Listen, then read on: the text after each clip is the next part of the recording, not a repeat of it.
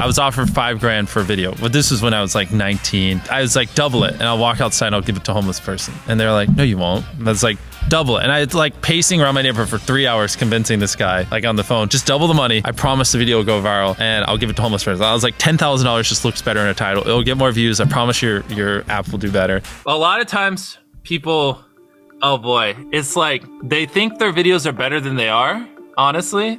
And tell them, Jimmy, tell them. I mean, they do that, and they have horrible friend groups because you really are like the type of YouTubers you hang around. It's getting people with the right YouTuber friend group that aren't pussies and will actually tell them when their content's bad and like actually roast it and help them get better in a nice, positive way. Basically what I did was I've somehow found these other like 4 lunatics. 3 of us were college dropouts. One was a high school dropout, and one, I don't know, he just like quit his job. We were all super small YouTubers, and we basically talked every day for 1,000 days in a row and did nothing but just like hyper study, like what makes a good video, what makes a good thumbnail, what's good pacing, like how to go viral. We would just get on Skype every morning, and like some days like I'd get on Skype at 7 a.m. and I'd be in the call until like 10 p.m. and then I'd go to bed, I'd wake up and I'd do it again. We'd do things like take 1,000 thumbnails and see if like there's a correlation to the brightness of the thumbnail to how many views it got. Imagine a world where it's just you working solo and you work 12 hours a day every day for like a year. And you're just grinding, you make a mistake, you learn from it, you grind, you make a mistake, you learn from it, and you do that for like a year. And then imagine a different world where you have 4 friends who are also equally grinding in something similar. Friend number 1 makes a mistake on Friday, he teaches the other 4 people. Friend number 2 makes a mistake the next week, teaches everyone. And then like you're all learning from each other's mistakes. You're all constantly studying 24/7 and downloading each other. Like after a year, you're like 2 years ahead of the guy who was just solo. Do you frequently go that far out of your way to capture the thumbnail? Yeah, I mean, of course, everyone should. If people don't click, they don't watch. So you want to give them something to click. Something a lot of people forget is like unsuggested on phones, thumbnails are really fucking small. So like people are editing thumbnails full blown on their computer, and when you shrink it down, you can't see. We try to all around be above the rest. Anyone can clickbait, but do you actually like deliver on it? We say we put 100 million Orbeez in the backyard, we put 100 million Orbeez in the backyard. Your title and thumbnail set expectations. Like what you're saying is like, I like bananas. And what you need is, bananas are the best goddamn food on the planet. Like that's the type of opinion you need. Like you need something like, how to get 100 million views on YouTube, or not even that, that's not strong enough. You need something that makes people go, what the fuck? What the fuck did he say in that video? What the fuck?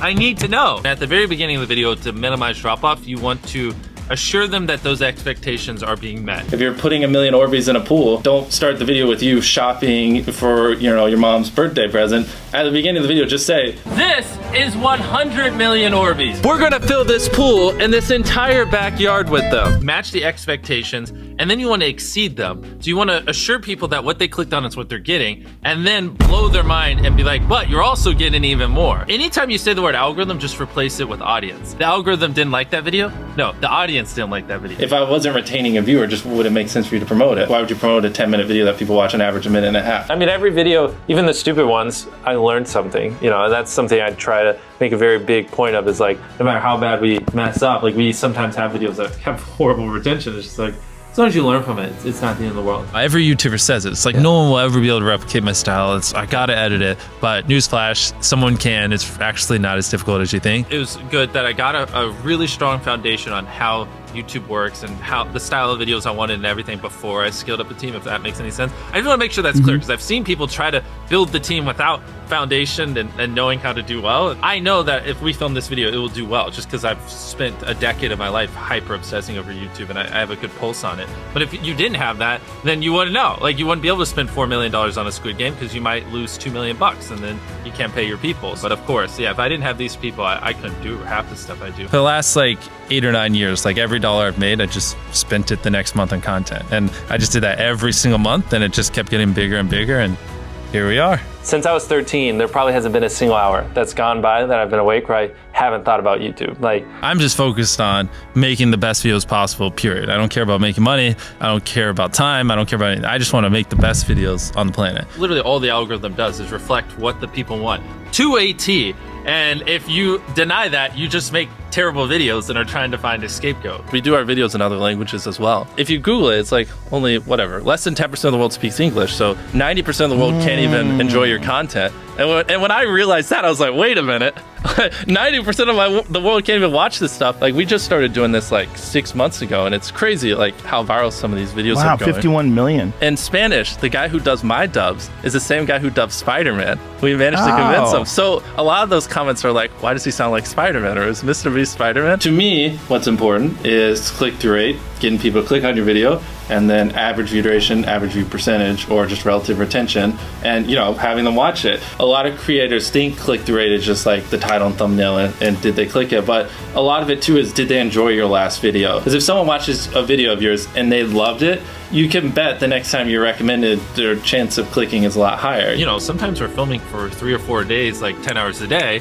30, 40 hours of filming plus months of setup, whereas most creators probably film for a couple hours and set up for a day. Outside of just filming, we brainstorm video ideas, relentlessly, hours every day. By always doing all those things, it just distinctively sets it so far apart that it's basically, in my head, it's like, why would you not watch it? Viewers aren't stupid. They can tell when you half ASS, I don't know if I'm allowed to curse, a video, or if you really put in effort. And if they can tell you're putting in a lot of effort, they're gonna be more likely to click on future videos. And that snowballs. And because once you build that trust, they get to a point where it doesn't matter what you upload. They just know it's high effort and they just know it's great. And they're just conditioned just to watch because you have a good track record. And so with filming, it's just trying to make sure we're doing everything we can, no matter how expensive it is, no matter how much time it takes, to make the best video possible. A lot of people, if they gave away 100 grand, they would make a huge deal about it. But sometimes we're just like, yeah, here's 100 grand. Thanks for watching, bye. Doing it that way makes it more fun and just more interesting. So I like to keep a little bit of it mysterious because I think that's what people enjoy. A lot of people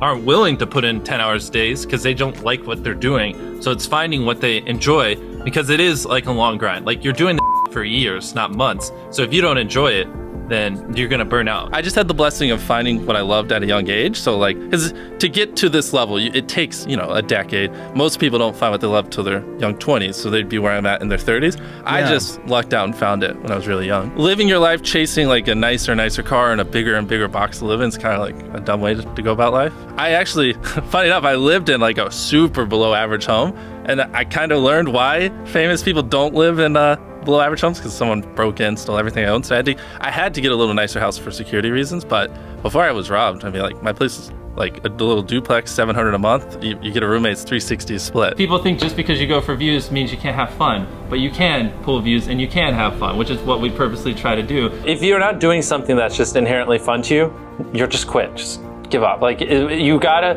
at least semi-enjoy what you're doing, or you're gonna quit long before it gets to the point where it brings in money or whatever else could be driving you. So find what you love, and then I would just hyper obsess. Make sure no one doing what you're doing is doing it better. Make sure the videos are as good as possible. You can be motivated by more than one thing. I'm motivated because I want to support my mom and my family. I'm motivated because I want to employ my friends and help them. I'm motivated because I want to help other people. I'm motivated because I want to be a YouTuber. I feel like that's another misconception. You can have lots of things that drive you. Absolutely. Yeah. Absolutely. So there's just tons of stuff that drive me. And everything drives me to wanting to be a YouTuber, so I kind of obsess over it. For the people that are willing to be coachable, I would say just education. There is a lot of misinformation out there that people live and breathe by, the weirdest stuff. I gotta upload at midnight on Wednesdays or my videos don't do well. It's just dumb stuff like that they don't realize how badly they're handicapping themselves. Some minor tips I could give is if somehow you could have a payoff at the end, then more people are gonna watch to the end just to see what happened. Whichever one of these 456 people survives the longest wins 456 grand.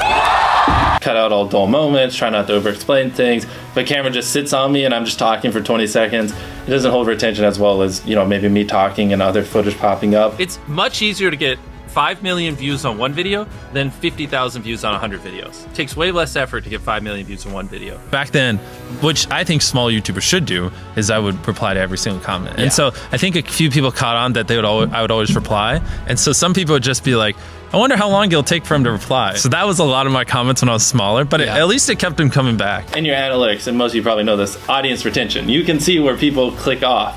Just literally go through your last 50 videos, write down where everyone clicked off, and then just don't do those things again. But wait a minute, Mr. Beast. What if I don't know how to actually improve my average view duration? How do I know where to start? What if I'm just a noob? Well, in order to better retain your viewers, it's first helpful to have a really deep understanding of how they experience YouTube, to put yourself in their shoes. And in this video, I explain 5 simple steps that will help you do just that. Check it out.